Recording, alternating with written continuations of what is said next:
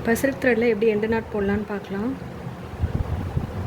இப்போ நான் வந்து கீழே சும்மா ரஃப்பாக ஒரு நாட் போட்டு ஆரம்பிச்சிருக்கேன். அதனால் ஃப்ரண்ட்டில் நான் ஒரு நாட் போட்டுக்கிறேன். ஸோ இந்த மாதிரி 2 த்ரெட்டையும் எடுத்து அப்படியே அந்த த்ரெட்டுக்குள்ளேயே நீடியில் வச்சுட்டு ஃபஸ்ட்டு இருக்கிற லூப்பை பிடிச்சி கீழே த்ரெட்டை இழுத்திங்கன்னா இந்த மாதிரி நாட்டு விழுந்துடும். ஓகே, வந்துட்டு நம்ம ஸ்டிச்சஸ் போடுறோம்.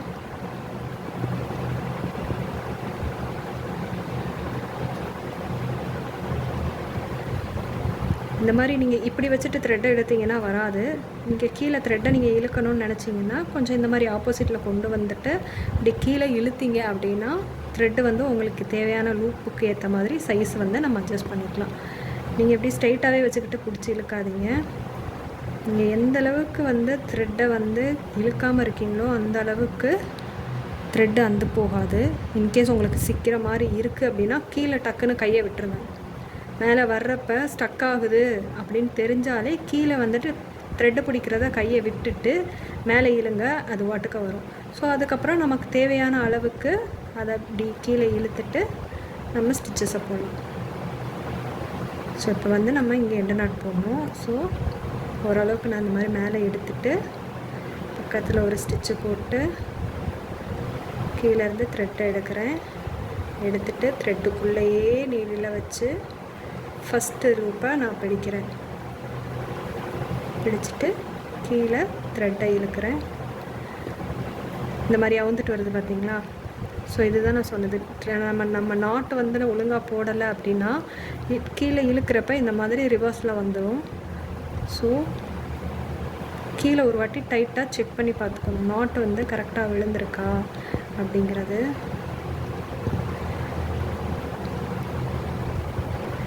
இப்போ எடுத்தாச்சு. செகண்ட் லூப்புக்குள்ளேருந்து ஃபஸ்ட்டு லூப்பை பிடிக்கிறேன், கீழே த்ரெட்டை இழுக்கிறேன். இப்போது நாட்டு விழுந்துச்சு. நான் கீழே இழுக்கிறேன், எனக்கு வந்து இந்த நாட்டு வந்து வரவே இல்லை. ஓகேவா? இதே மாதிரி நீங்கள் வந்து ஸ்டிச்சஸ் வந்து நீங்கள் ஆல்ரெடி போட்ட ஜரியிலேயே நிறைய இந்த மாதிரி ஸ்டிச்சஸ் வந்து நீங்கள் போட்டு ப்ராக்டிஸ் பண்ணியிருக்கீங்கன்னா அதுலேயே பக்கத்துலேயே வந்துட்டு நீங்கள் இடத்த வேஸ்ட் பண்ணாமல் அது பக்கத்துலேயே வந்து நீங்கள் போட்டு ப்ராக்டிஸ் பண்ணலாம். ஸோ இப்போ வந்து சேம் டைரெக்ஷன் இதுக்கும் சில்க் த்ரெட்டுக்கும் நீங்கள் இந்த டைரெக்ஷனோட ப்ராக்டிஸும் பண்ணணும். அது பக்கத்துலேயே போடுங்க. திருப்பி தனியாக நீங்கள் ட்ரா பண்ணி பண்ணணும்னு அவசியம் இல்லை. ஆல்ரெடி நீங்கள் போட்ட டயக்ராம் கிட்டேயே வந்து நீங்கள் இதை ப்ராக்டிஸ் பண்ணலாம்.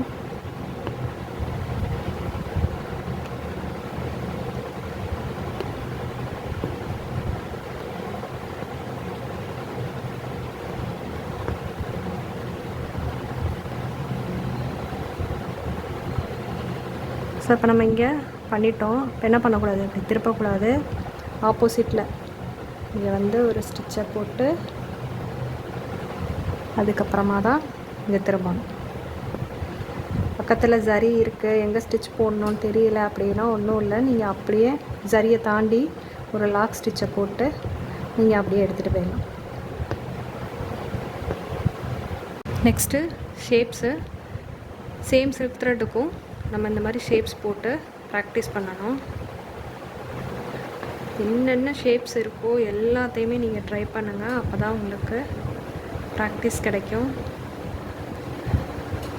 நான் 1-2 தான் போடுறேன், அதனால் நீங்களும் 1 தான் போடணுன்னு இல்லை. நீங்கள் லேர்ன் பண்ணுறதுக்கு நிறையா ப்ராக்டிஸ் தேவை.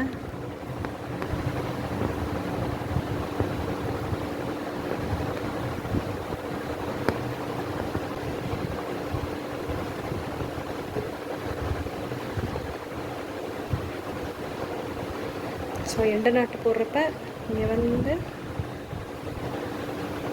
அப்படியே இது பக்கத்துலேயே நம்ம நாட்டு போடுற இடமே தெரியக்கூடாது, பக்கத்துலேயே இருக்கணும். ஸோ இந்த மாதிரி பிடிச்சிட்டு கீழே எடுத்து விட்டோம்னா அந்த நாட்டு வந்து உள்ளே போயிடும். ஓகே, நெக்ஸ்ட் வந்து இந்த மாதிரி கர்வ் போட்டும் நீங்கள் ட்ரை பண்ணுங்கள். ஸோ எல்லா ஷேப்ஸும் கர்வு, ஜிக்ஸாக்கு, ஸோ இந்த மாதிரி பேட்டர்ன்லையும் நீங்கள் ட்ரை பண்ணுறது ரொம்ப இம்பார்ட்டண்ட்.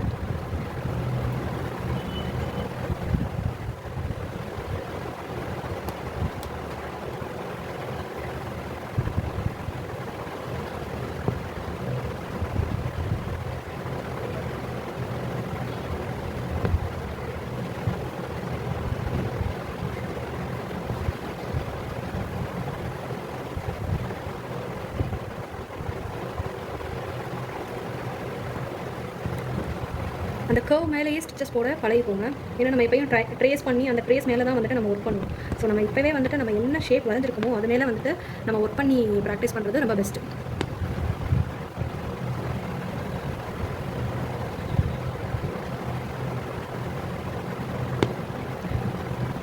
நெக்ஸ்ட்டு இந்த மாதிரி ஷேப்ஸும் ட்ரை பண்ணுங்கள்.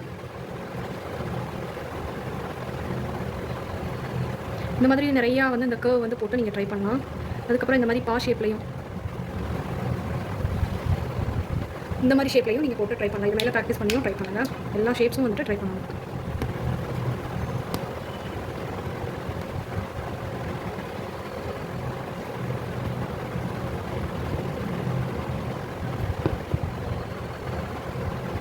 கர்வ் வரப்போ மேலே ஒரு லாக் ஸ்டிச் போட்டு அதுக்கப்புறமா தான் நான் கீழே ஸ்டிச்சிங் போடுறேன்.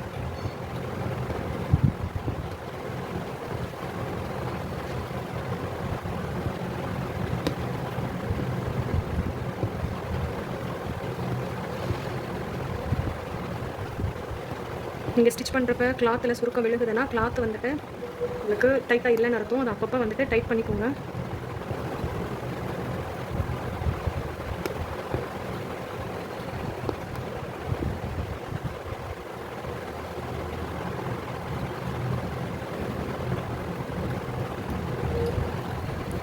ஸோ இதே மாதிரி இந்த பார்ப்போம். நான் இங்கே பேக் ஸ்டிச் போடுறேன்னு தெரியுதா? நான் கீழே த்ரெட்டு வந்து கட் பண்ணலை, அப்படியே கண்டினியூஸாக நான் ஒர்க் பண்ணிக்கிட்டு இருக்கேன். அதனால் நான் ஜஸ்ட்டு ஒரு லாக் ஸ்டிச் மட்டும் நான் போட்டு அப்படியே ஒர்க்கை கண்டினியூ பண்ணிகிட்ருக்கேன்.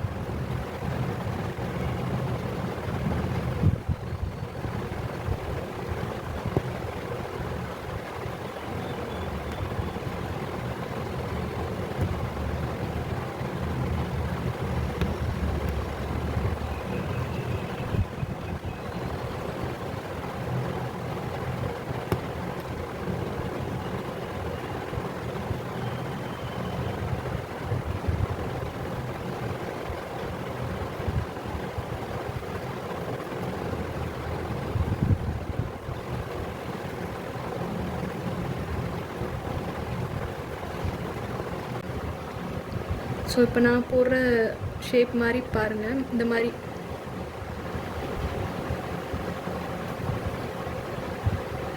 இதை வந்து உங்களுக்கு பின்னாடி கிளாஸில் வந்துட்டு இதை பானி ஸ்டிச்சு இல்லைன்னா வாட்டர் ஃபில்லிங் ஸ்டிச்சுன்னு சொல்லுவாங்க. அதில் நம்ம ரொம்ப குட்டி குட்டியாக பண்ணுவோம். ஸோ இப்போ அதே இது நான் கொஞ்சம் பெருசாக போட்டிருக்கேன். இந்த கர்வ் ப்ராக்டிஸ்க்கு வந்துட்டு இது வந்து நல்லாயிருக்கும். ஸோ இந்த மாதிரி ட்ரா பண்ணிவிட்டு இதுலேயும் வந்துட்டு நீங்கள் ஸ்டிச்சஸ் வந்து ப்ராக்டிஸ் பண்ணுங்கள்.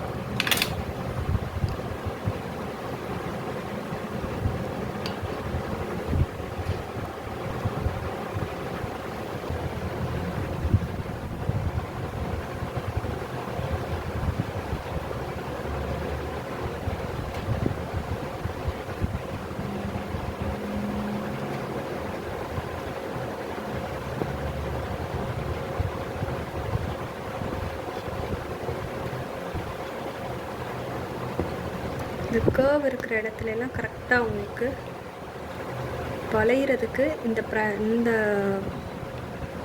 டைப்பில் வந்துட்டு ப்ராக்டிஸ் பண்ணிங்கன்னா உங்களுக்கு ஈஸியாக இருக்கும்.